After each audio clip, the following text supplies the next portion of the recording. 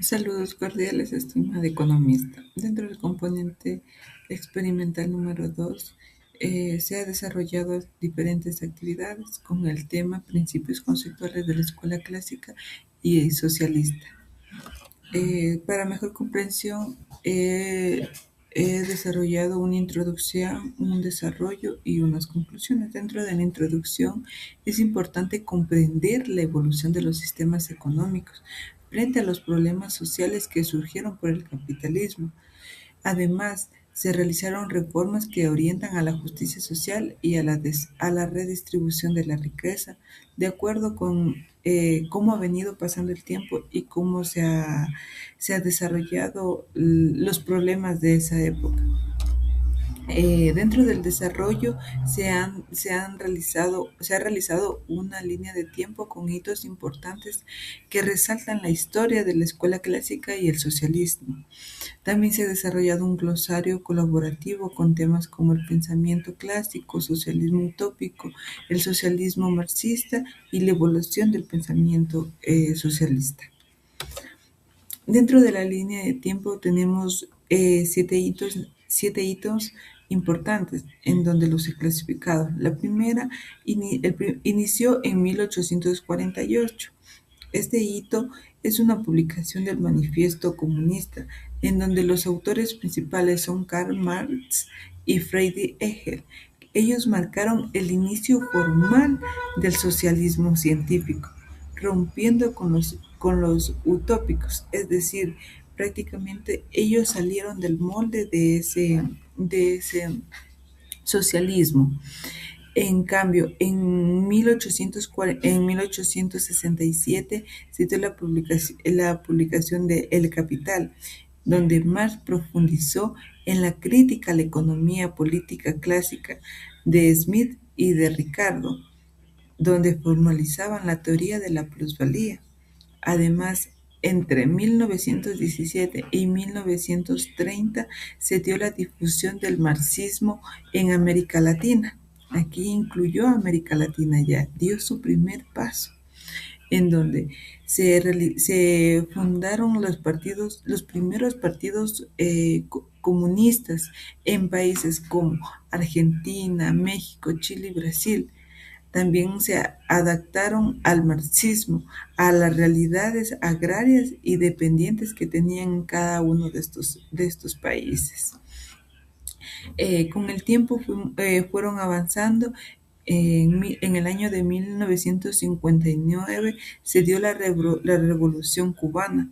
Prácticamente fue el primer estado socialista en América Latina, donde Fidel Castro y el Che Guevara instauraron el primer estado socialista en el hemisferio occidental. Es decir, fueron los, um, los que nacieron, los que dieron su primer paso aquí en América Latina. En cambio, en 1970, la victoria del Salvador aliendo en Chile. Ellos, ellos realizaron un intento de transición pacífica, es decir, del socialismo mediante la vía electoral.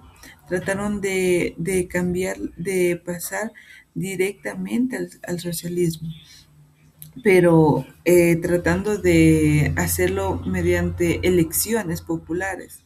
Esta compatibilidad entre democracia representativa y el socialismo prácticamente fue un fracaso, porque en ese momento no lo tomaron de una manera adecuada o no lo supieron manejar. A diferencia que en 1989 y 1991 hubo la caída del muro de Berlín, en donde se destacó. ¿Por qué? Porque hubo la crisis del socialismo real, donde Francis Fukuyama proclamó el fin de la historia y el triunfo del liberalismo del mercado.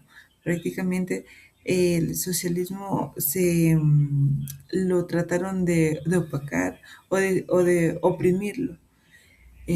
A diferencia del 1999, hasta el 2008, donde prácticamente dieron un resurgimiento del socialismo del siglo XXI, donde para mí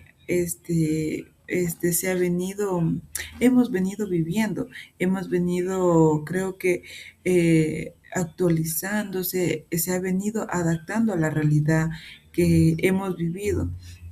En este tiempo busca replantear el socialismo y adaptarlo a la realidad andina,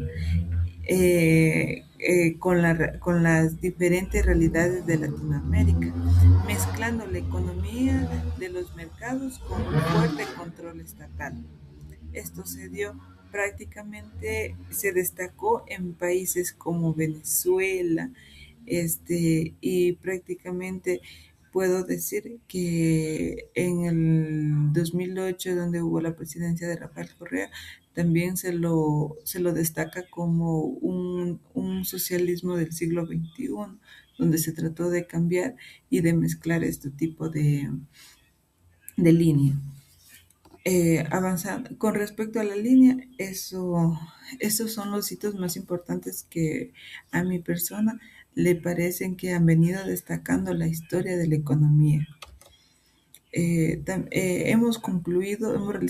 realizado tres conclusiones, en donde la primera se basa en que el pensamiento clásico al socialista no fue una sucesión lineal, sino vino una ruptura provocada por las contradicciones sociales, en donde el marxismo aportó un método científico, es decir, que vino consecutivo, sino que no vino de un solo patrón, sino vino prácticamente con diferentes cositas nuevas, con bases de los precursores del pensamiento clásico, pero vino avanzando y adaptándose a la realidad de cada época en ese entonces. La conclusión número dos, que prácticamente se identificó que la región no importó pasivamente teorías europeas, sino que generó modelos híbridos, como prácticamente hemos venido viendo que es el socialismo del siglo XXI, es decir, que no nos basamos en un solo patrón, sino que hemos ido avanzando a las realidades sociales y que prácticamente hemos estado viviendo. En la siguiente conclusión tenemos que el pensamiento socialista en América Latina continúa siendo una herramienta clave para el análisis crítico del desarrollo económico de nuestro país, y no solo de nuestro país, sino de toda América Latina. Con respecto al componente práctico, eso es lo que he podido realizar. Muchas gracias.